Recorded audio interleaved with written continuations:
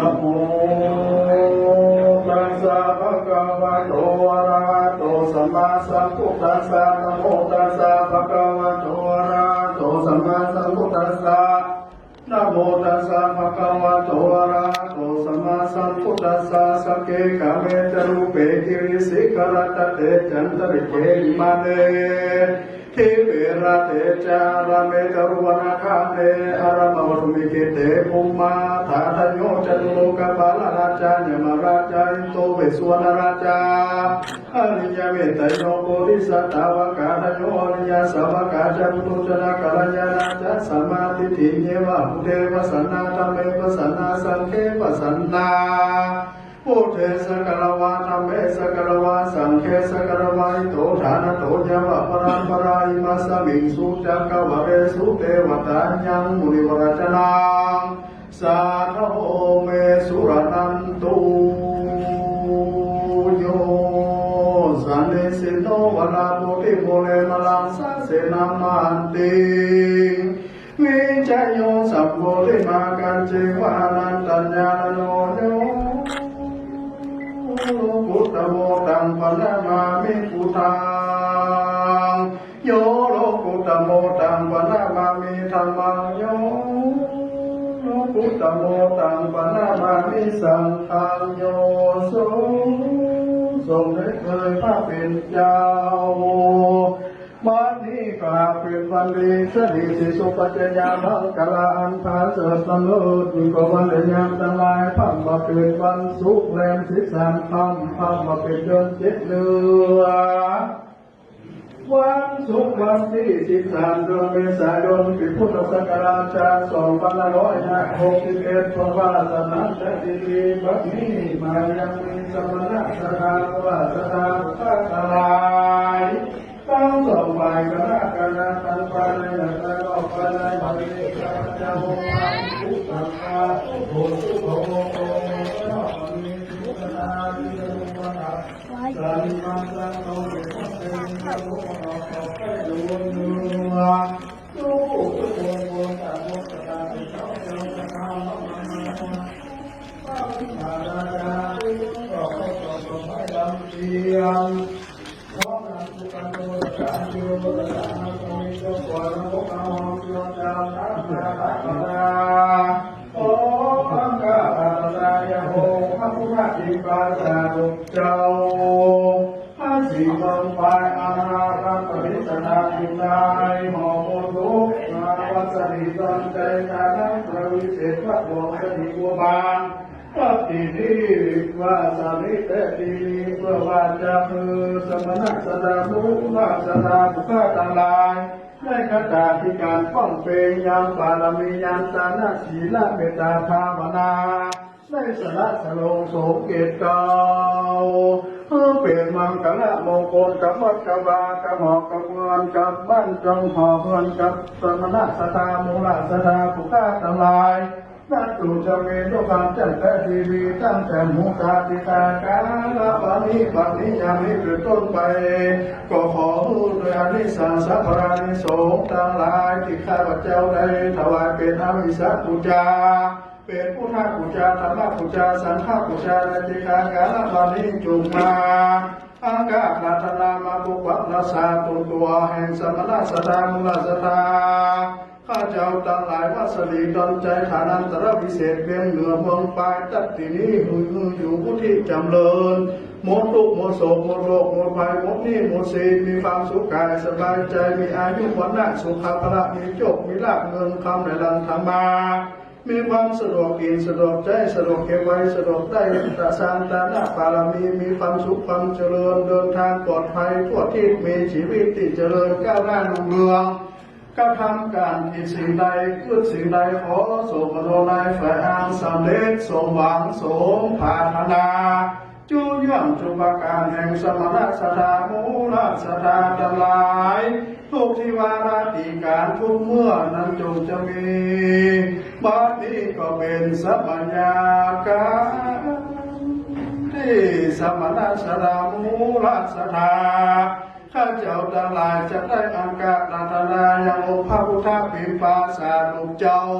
พระสิ่งหลวงเมืองไปตัดที่นี้ขึ้นมาสู่ศาล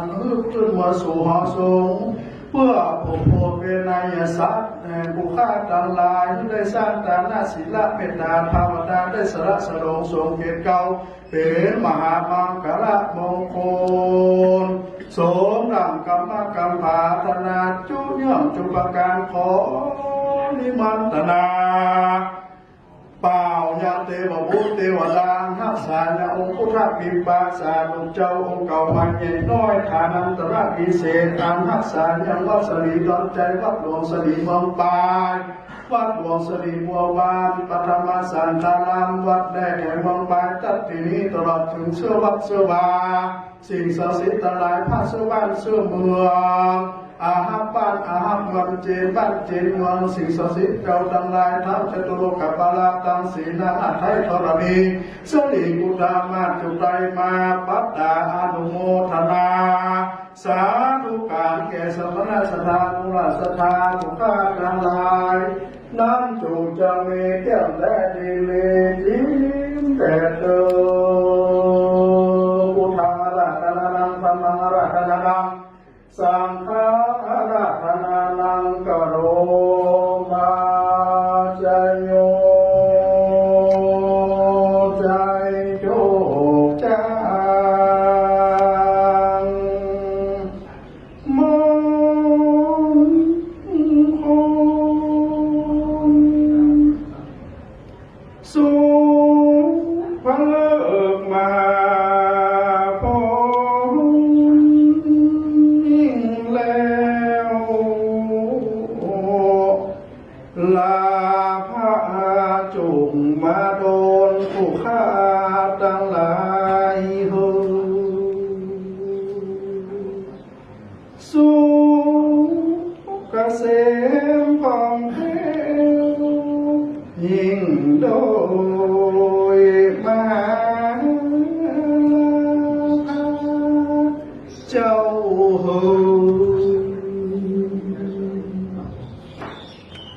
ตีละครั้ง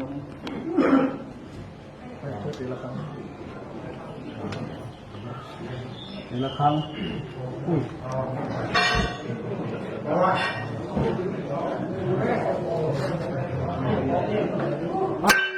ขอคุณมีกำลัง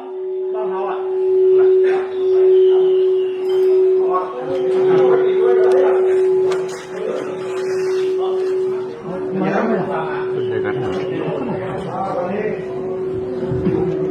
สวเสียงคนตะลุ่งตะหน้าตีละครั้งเพื่อละครั้งทุกวันร้องกองดุริยะโดนผีว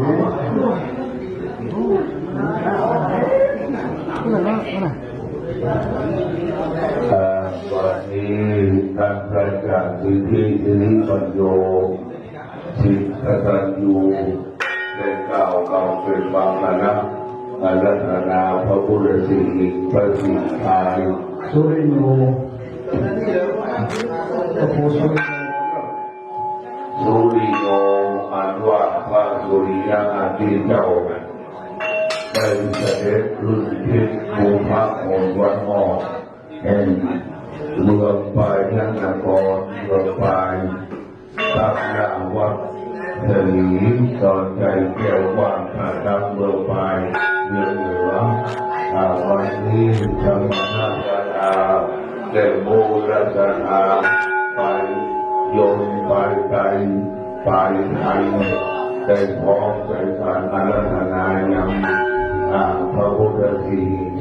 พระสิบายพระเจ้าโชคชัยนาพระเจ้าน้อยลงจากมณฑลออกเพื่อรุ่นคนได้จิบดาในสงสนานโดยน้ำอกน้ำหอมน้ำโชกกันน้ำคนที่โชคชัยอันดีน้ำให้ปลายกันจากทิศเกี่ยวกับน้ำคงคายมุนาเจ้าวดีสารภูมินี้ในน้ำธรรมะปัตตงโมโวได้ติดต่อการทุกการก็ไม่ประทานลูกการวินาออกข้างนอกเริ่มเอาหลังเข้าสนามวิหาร ถอดรองเท้าถอดเสื้อถอดมือเรียบจะได้ใส่นำมาสิมาไฟพระเจ้าปวดใจนาและพระเจ้าคนห้องพระเจ้าสามพี่น้อง